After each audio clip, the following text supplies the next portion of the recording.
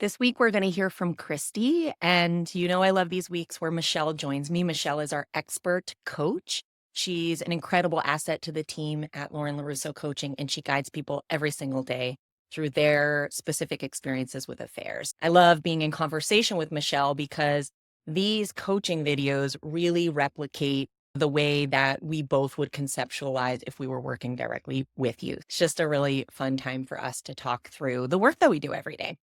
So we have a letter from Christy today, and Christy says, I'm not sure if I'm the betrayed spouse or the affair partner. My partner and I have lived together for the past 3 years. I'd been divorced for 20 years, and he said he was divorced for 8 when we met. We've searched for a bigger house, talked of marriage, and traveled together. He's met my family, friends, and colleagues. I recently discovered he's still married and lied about it.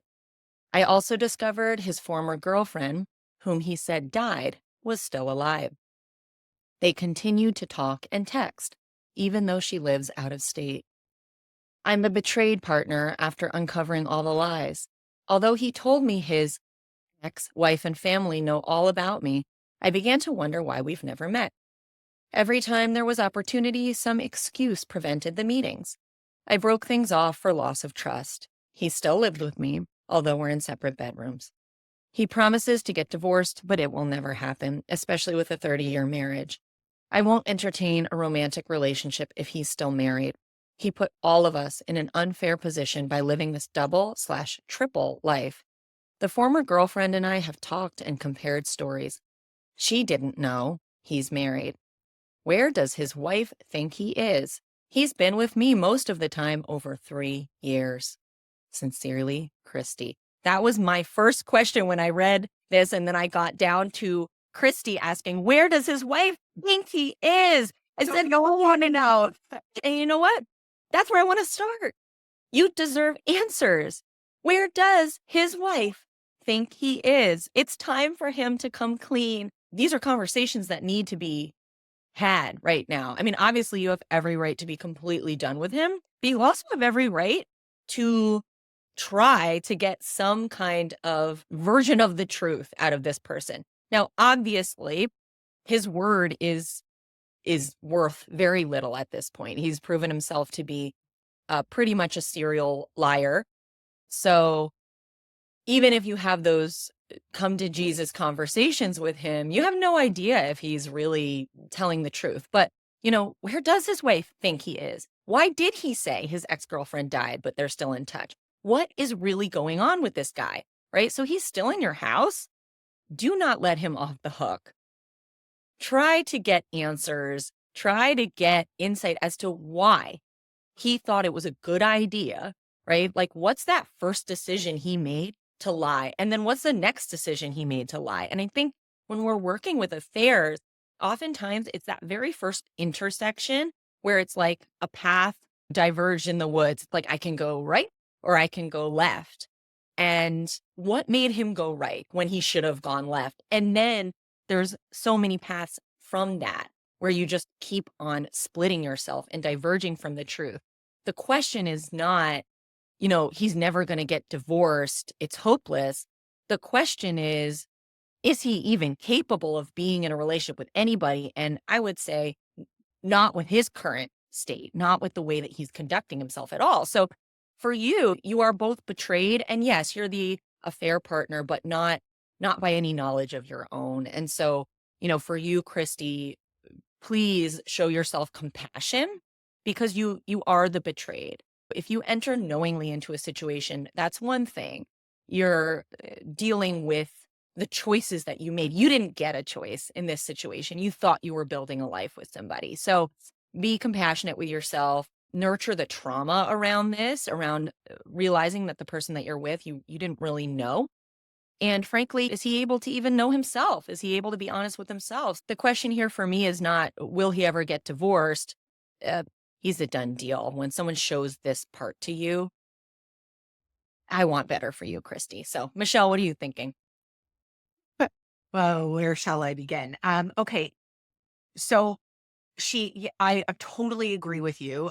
She is a betrayed partner. Like, Christy, you are a betrayed partner. That's who you are in this dynamic. He's not here and we're not, diagnosing, but I have some clinical impressions of some personality disorder traits to this degree of betrayal and double life. This is, I mean, kind of a little bit more complex, I think, than what we typically see, right? When in our practice, this is But very, yet it very does common. happen, right? I Oh, mean, you and I both absolutely. have we can count on our hands experience. Absolutely. Yes, unfortunately, you're not the only one who's found themselves on this side of the dynamic.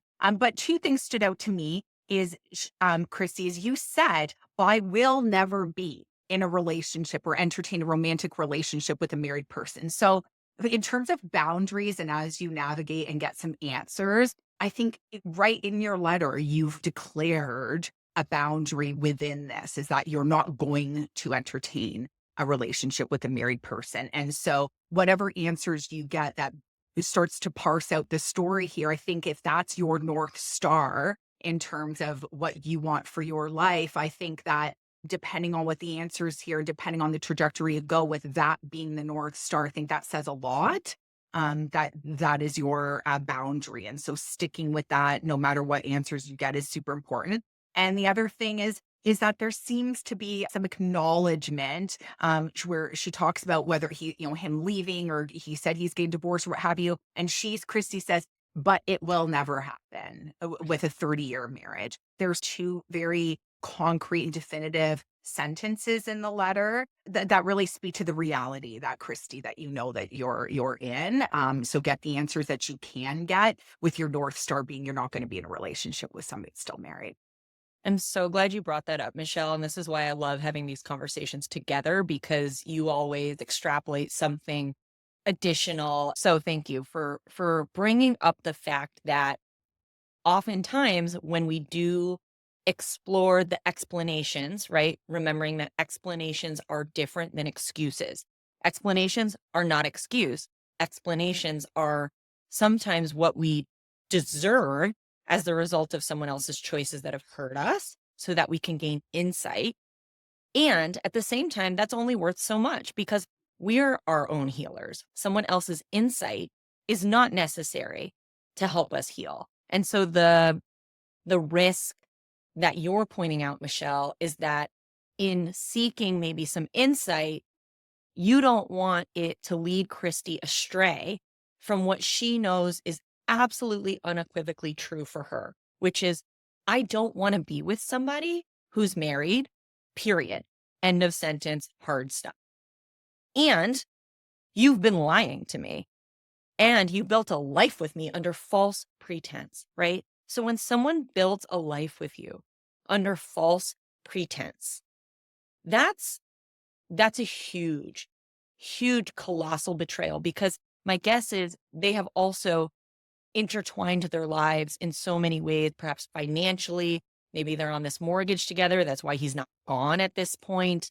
You enter into a relationship based on a foundation of trust and assumption that what the other person is telling you is accurate. And this is not your fault, but it is your responsibility to deal with now.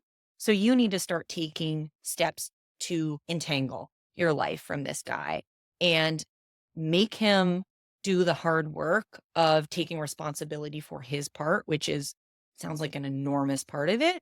Michelle, you're entirely right. It doesn't matter that it won't happen in a 30-year marriage. Don't take explanations as anything that would cause you to negotiate with your truth with a capital T. And I think when we work with betrayed partners in any configuration or even affair partners, the negotiation with what in your gut you want, that's what causes the discord and the suffering. It's when I start to betray myself by entertaining idea that I wouldn't otherwise co-sign on because they're not true for me about what I want in a partner or how I want my life to look or who I want to be in a relationship or the position I want to be in. That's when the inner suffering and the turmoil and the anguish take hold. That's when people come to us, when their truth and their negotiations with their truth are in dissonance and in combat with each other. I would echo Michelle's sentiments 100%. Stay with your North Star and keep on following it. And I hope that you can find healing, and I hope you can find a partner who can be with you fully. Michelle, anything else? Yeah, just to finish up, I often do a handsy thing as this is this is our values and this is our truth. And this is how we're living our situation we find ourselves in. And it's in this space where the way we're living and the choices that we're making are so far away. It's in this space that we are feeling that stress, that disconnect, that out of alignment. And so the more that we start making choices that bring us back closer to our integrity, our values, our truth, the more in alignment that we are, and then the less we're in this space. It's in that space. The further we go here, the more disconnected and distressed that we feel. So start to make more choices to bring us back into alignment with our true values and find healing.